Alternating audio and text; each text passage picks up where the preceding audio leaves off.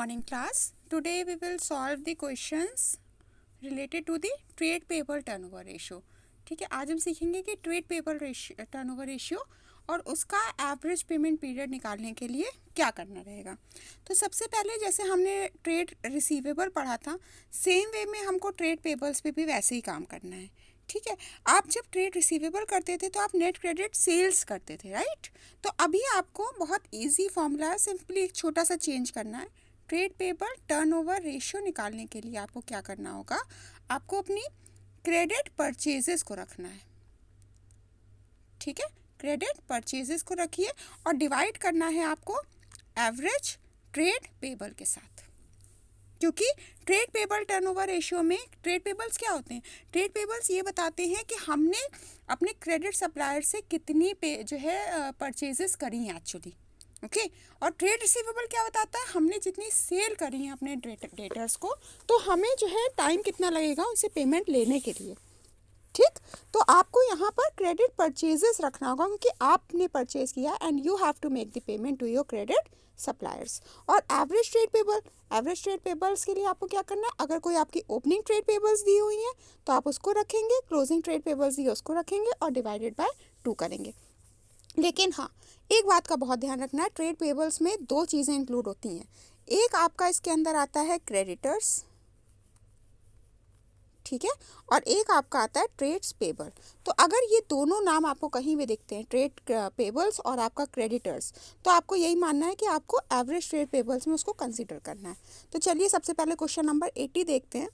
यहाँ पर हमें क्या दिया, हमें टोटल परचेजेस दी हैं और हमें कैश परचेजेस दी हैं, जिसमें से क्रेडिट परचेजेस की रिटर्न हुई है। ठीक है, क्रेडिट परचेजेस की रिटर्न हुई है। तो हम क्या करें, सबसे पहले हमें अगर दिया हुआ है टोटल परचेज, तो क्रेडिट परचेज हम निकाल सकते हैं। नेट क्रेडिट परचेज निकालने के लिए हम क्या कर सकते हैं, जब अगर हमें टोटल परचेज दी हुई हैं तो अगर उसमें से हम कैश परचेजेस को माइनस कर दें, ठीक है, और क्योंकि यहाँ पर रिटर्न हुआ है तो रिटर्न चाहे कैश का हुआ चाहे क्रेडिट का हुआ तो उसको भी हमको माइनस करना होगा। ठीक है, तो रिटर्न्स को आप माइनस कर दें तो आपको क्या मिल सकता है, आपको मिल सकता है आपके नेट क्रेडिट परचेजेस। ठीक है, तो आपके सबसे पहले देखिए ट्रेड पेबल्स कितने के दिए हुए हैं। तो ट्रेड पेबल्स यहाँ में दिए हुए हैं 24 लाख के, क्लियर। और कैश परचेजेस हमें कितने की दी हुई हैं, तो कैश परचेजेस आपको दी हुई है 6,40,000 की, है ना। और आपको रिटर्न्स कितने का हुआ है, 60,000 का। तो आपकी नेट क्रेडिट परचेजेस कितनी आएंगी, 17 लाख। ठीक है, तो ये तो बात हो गई नेट क्रेडिट परचेज निकालने के लिए। अब हमें क्या चाहिएगा, अब हमें चाहिए है अपने एवरेज ट्रेड पेबल्स। तो हमने आपको क्या बताया कि अगर क्रेडिटर्स और बिल्स पेबल से रिलेटेड कोई भी इंफॉर्मेशन है तो हमको उनको लेना है। तो यहाँ पर देखिए, तो आपको क्रेडिटर्स भी दिए हुए हैं और बिल्स पेबल भी दिए हुए हैं। तो आप एवरेज ट्रेड पेबल्स कैसे निकालेंगे, आपको सबसे पहले ओपनिंग बैलेंस ऑफ क्रेडिटर्स रखना है। कितना दिया हुआ है, 3 लाख, तो 3 लाख को रख लीजिए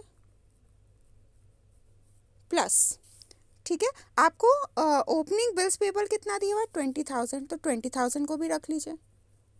फिर आपको क्लोजिंग क्रेडिटर्स का अमाउंट कितना दिया हुआ है, 3,50,000, उसको रख लीजिए। और आपको क्लोजिंग बिल्स पेबल का अमाउंट कितना दिया हुआ है, 10,000, उसको भी रख लीजिए, डिवाइडेड बाय। अब यहाँ पर एक बात का बच्चों बहुत ध्यान रखना है कि यहाँ पर देखिए, आपको एवरेज निकालना है तो ये नहीं कि आपको 4 वैल्यूज़ लिखी हैं तो आप 4 से डिवाइड करेंगे, नहीं। आपके ओपनिंग और क्लोजिंग मतलब कि आपका बिल्स पेबल और क्रेडिटर्स का दोनों का मिलाकर कितना हो रहा है, 2। आप डिवाइड एवरेज करने के लिए हमेशा 2 से डिवाइड करेंगे। ठीक है, तो जब आप इसको कैलकुलेट करेंगे तो आपका आना चाहिए 3,40,000। ओके, अब हमें क्या मिल गया, हमको हमारा क्रेडिट परचेज ही मिल गया और एवरेज ट्रेड पेबल भी मिल गया। अब हम फॉर्मूला जो मैंने आपको बताया net credit purchase upon average trade pebbles, उसमें इसको इंटरप्रेट कर लेते हैं। तो हमारे क्रेडिट परचेज कितने के आए थे, 17 लाख के, ठीक, और हमारे एवरेज ट्रेड पेबल्स कितने के आए, 3,40,000 के। सॉल्व कर लीजिए, आपको मिलेगा 5 और आंसर हम किस में लिखेंगे, टाइम्स में। क्लियर, ये तो बात हो गई हमारे ट्रेड पेबल्स टर्नओवर रेशियो की, जो कि हमारा 5 टाइम्स आया है। अब आपको क्या करना है, अब आपसे बोला गया है कि आपको एवरेज पेमेंट पीरियड भी निकालना है। ठीक है। तो एवरेज पेमेंट पीरियड निकालने के लिए हम क्या करते हैं, एक साल में कितने डेज होते हैं, 365। तो इसका फॉर्मूला क्या रहेगा, average payment period is equals two days in a year that is 365 upon trade receivable turnover ratio which is 5। तो आप क्या करेंगे, 365 को 5 से डिवाइड करेंगे, you will gate 73 days, right? So this is how you will calculate the trade payable turnover ratio and average payment period. Now let's move, children just do one thing, try question number 81. ठीक है, आप 81 question करिएगा, in case आपको कोई दिक्कत आती है तो आप मुझसे पूछिएगा। चलिए अब हम 82 की तरफ बढ़ते हैं। क्वेश्चन नंबर 82 में हमको working capital turnover ratio calculate करना है। तो वर्किंग कैपिटल टर्नओवर रेशियो सबसे पहले आपको कैलकुलेट करने के लिए चेक करना है कि आपको इन्फॉर्मेशन क्या क्या दी हुई है। आपको क्रेडिट रेवेन्यू फ्रॉम ऑपरेशन दिया है, कैश रेवेन्यू फ्रॉम ऑपरेशन दिया है, करंट एसेट दिए हैं, करंट लायबिलिटी दी हुई है, और आपको सेल्स रिटर्न दिया है, रेवेन्यू फ्रॉम ऑपरेशन का रिटर्न दिया हुआ है। ठीक है, तो सबसे पहले तो हम लोग ये चेक कर लेते हैं कि वर्किंग कैपिटल टर्नओवर रेशियो का फॉर्मूला क्या होता है। तो वर्किंग कैपिटल टर्नओवर रेशियो निकालने के लिए हमको नेट रेवेन्यू फ्रॉम ऑपरेशन चाहिए अपॉन, और हमें डिवाइड किससे करना है, वर्किंग कैपिटल। आपको वर्किंग कैपिटल कैलकुलेट करने के लिए फॉर्मूला मालूम है, करंट एसेट्स में से हम करंट लायबिलिटीज़ को डिडक्ट करते हैं, और आपको रेवेन्यू फ्रॉम ऑपरेशन का भी फॉर्मूला पता है। ठीक है, आपको रेवेन्यू फ्रॉम ऑपरेशन कैसे मिलेगा, अगर आपको कैश और क्रेडिट रेवेन्यू कुछ दिए हुए हैं, कैश रेवेन्यू में क्रेडिट रेवेन्यू आप ऐड कर लीजिएगा, और अगर आपको कोई रिटर्न दिए हैं तो रिटर्न्स को आप कर लेंगे डिडक्ट। ये सारे फॉर्मूले आप अपने पास में लिख लें। लिखने के बाद में एक बार आप इस क्वेश्चन को ट्राई करें, वीडियो को पॉज करें and just check the answer that you are getting going right in the right direction और not. Okay, so let's start solving this.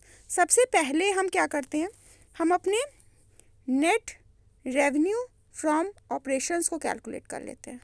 आप भी करिए और हम भी कर करके देखते हैं कि हमारा अमाउंट सही आ रहा है कि नहीं। आई होप आपने फॉर्मूला अपने पास लिख के रखा है, जिसमें आपने क्रेडिट रेवेन्यू लिखा है, कैश रेवेन्यू लिखा है, और अगर कोई रिटर्न है तो आपने उसको माइनस कर देना है। तो हमें क्या करना होगा, क्रेडिट रेवेन्यू हमको 8 लाख के दिए हैं, कैश रेवेन्यू हमको 12,60,000 के दिए हुए हैं, और रिटर्न 80,000 है। ठीक है, तो हम 8 लाख प्लस 12,60,000 माइनस 80,000 करेंगे, we will get 19,80,000 as the net revenue from operations. Okay, अब now what we require to calculate the working capital. Working capital के लिए हमको करंट एसेट्स और करंट लायबिलिटी चाहिए। करंट एसेट्स कितने हैं हमें, 7,20,000 माइनस करंट लायबिलिटीज़ हमारे पास में कितनी है, 3,24,000 की। डिडक्ट कर लेते हैं, वी विल गेट 3,96,000। ओके, दोनों चीज़ें हमें हमारी मिल गई। अब हमें क्या करना है, सिंपली हमको अपना फॉर्मूला इंटरप्रेट करना है। तो हमारा नेट रेवेन्यू फ्रॉम ऑपरेशंस कितने आए थे, 19,80,000, डिवाइड कर लेते हैं 3,96,000 से, we will get the answer 5 times. Okay, it's easy, it's slightly easy, क्योंकि आप नेट रेवेन्यू फ्रॉम ऑपरेशंस को कैलकुलेट करना अब आपको आता है। वर्किंग कैपिटल आप सॉल्व कर चुके हैं कि कैसे हमें करनी है, so it's quite easy for you. Now children try question number 83। Okay, 83 आप ट्राई करेंगे। हम लोग अभी करते हैं 84 क्वेश्चन, एक और करके देखते हैं। ठीक है, यहाँ पर भी आपको वर्किंग कैपिटल टर्नओवर रेशियो चाहिए, लेकिन कुछ चीज़ें हमको डिफरेंट दी हुई हैं। आपको करंट एसेट्स करंट लायबिलिटी दी है, तो you will be able to calculate the working capital. यहाँ पर हमको cost of revenue from operation दिया, ग्रॉस प्रॉफिट दिया और 30%। तो आपने एक फॉर्मूला पढ़ा था नेट रेवेन्यू फ्रॉम ऑपरेशंस के लिए कि अगर हमको अमाउंट दिया होता है, लाइक अगर हमको cost of revenue from operation दिए हैं 20 लाख के, और हमको ग्रॉस प्रॉफिट दिया 30% ऑन कॉस्ट, तो आप क्या करिएगा, सबसे पहले हमें इस 20 लाख का 20% कैलकुलेट करना है। ठीक है, आप इस 20 लाख का 30% आप कैलकुलेट कर लीजिएगा। तो उसके बाद में आप क्या करेंगे, उसके बाद आप नेट रेवेन्यू फ्रॉम ऑपरेशन निकालने के लिए आपको क्या करना है, क्रेडिट जो आपको अमाउंट दिया हुआ है, मतलब कि 20 लाख, उसमें आप ये जो आपका ग्रॉस प्रॉफिट आया है, ये ग्रॉस प्रॉफिट ही तो कैलकुलेट करना है, तो ये जो आपका ग्रॉस प्रॉफिट आया है उस अमाउंट को आप इसमें ऐड करेंगे, ठीक है।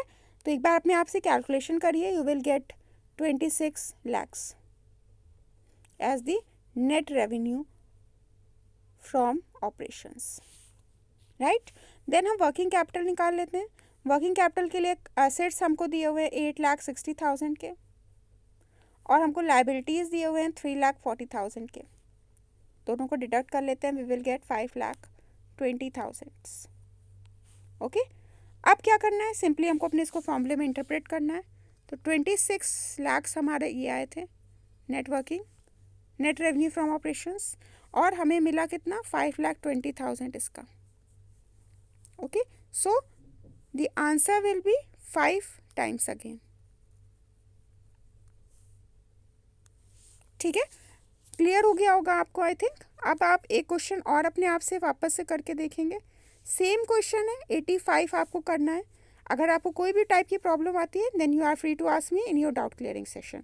Okay, thank you children, do the homework, complete your notes, see you on the next class, have a nice day.